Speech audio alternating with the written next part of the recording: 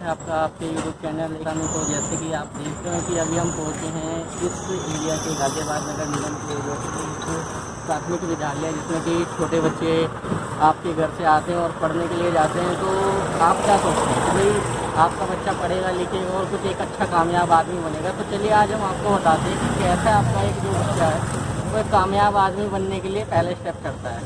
हालांकि अभी लॉकडाउन है, मैं उस बात का पूरा समर्थन करता हूँ कि अभी जो वो है स्थिति ऐसी कि स्कूल अभी ज़्यादातर बंद है।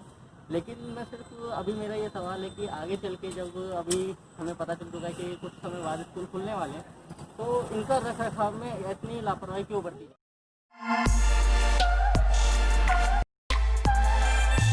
आप देख सकते हैं कि जो सड़कें हैं ये इस हिसाब से बनी हुई भी नहीं है कि पानी जो है यहाँ से पूरा रिस के साइड से जा सके, और जल के निकास की तो बात ही कुछ अलग ही है। यहाँ भी जो हाल है इस हिसाब से आप देख सकते हैं कि मान लीजिए स्कूल खुला भी होता है 1%, तो ये पानी निकलने की सुविधा फिर भी नहीं होती आपसे तो, क्योंकि अगर पानी निकलने की सुविधा होती तो ये जल यहाँ रुकता ही नहीं इस हिसाब से। और सड़न लोग तो खैर बात ही नहीं करते।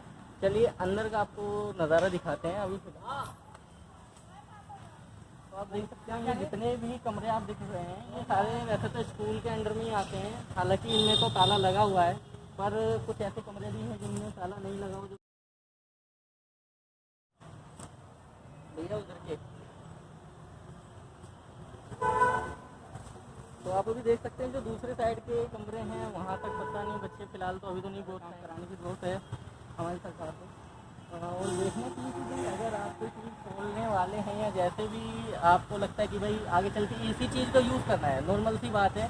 अगर आपका घर अभी बंद है तो ज़रूरी ये तो नहीं कि आप उसे बिल्कुल बर्बाद करके छोड़ दें। हो सकता है आगे चल के आपको घर काम आ जाए। इससे नहीं स्कूल का हाल है, इसका तो हमें कंफर्म पता है कि आगे चल के इसमें बच्चे पढ़ेंगे आएंगे, कंफर्म है ये चीज़, क्योंकि कोरोना ख़त्म हो ही जाएगा आगे चल के।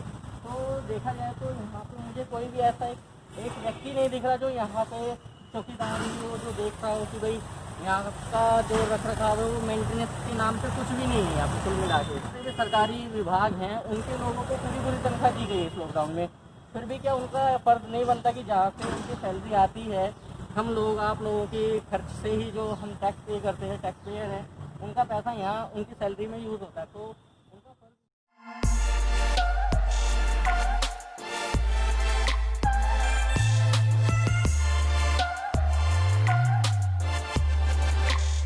जैसे कि सबको पता है कि अभी कोरोना काल चल रहा है, तो यहाँ पे जैसे मेंटेनेंस का काम था, मुझे लग रहा है कि ये रोक दिया गया है या क्या हो सकता है।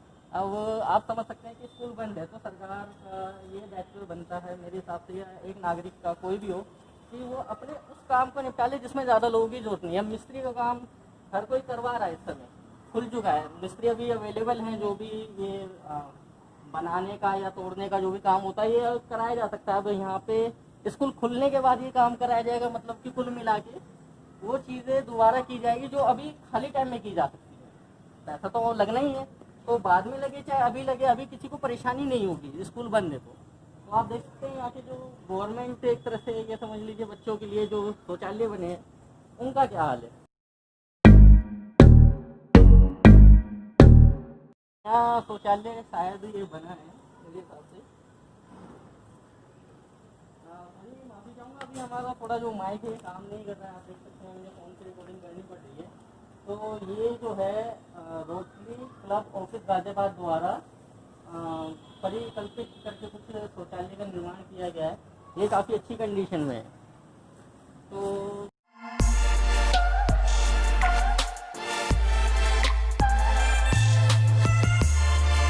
कहाँ से साफ़ सफाई का हिसाब किताब आपको लग रहा है कि भाई रखा जा रहा है, जबकि रख रखाव तो सभी सरकारी कर्मचारी जो हैं अभी अवेलेबल, जो कि जिसका दायित्व है भाई यहाँ की साफ़ सफाई रखना, वो तो कम से कम आ ही सकते हैं, क्योंकि वो इतने ज़्यादा लोग नहीं होते। मेरे आप सब जानते हैं कि अभी आज की डेट में काफ़ी सारी सरकारें हैं जो कि अपनी जो शिक्षा पे ध्यान दे रही हैं, और उन्होंने शिक्षा का जो नियम है काफ़ी चेंजेस भी आ गए।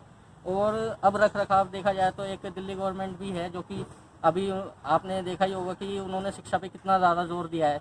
तो अगर हम सब लोग प्रयास करें तो अपने अपने क्षेत्रों के तो कम से कम स्कूलों को हम इस हिसाब से बना सकते हैं कि आने वाली जनरेशन सरकारी स्कूल के नाम से ये ना सोचे कि भाई हमें गंद में डाल लें।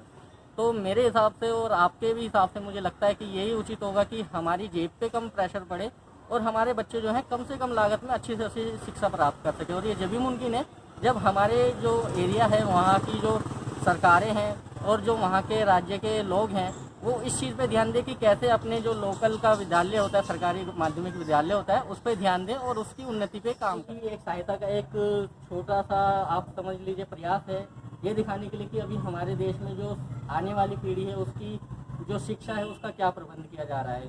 तो अभी आप जिसकी बात सुन रहे हैं, मेरा नाम है पंकज और कैमरे के पीछे जो कैमरे मैन हैं उनका नाम है सुनील कुमार। तो मिलते हैं आपसे अगली इसी टाइप की कुछ परेशानी के लिए, ताकि उसे मिलकर हम सब सुलझा सके। धन्यवाद।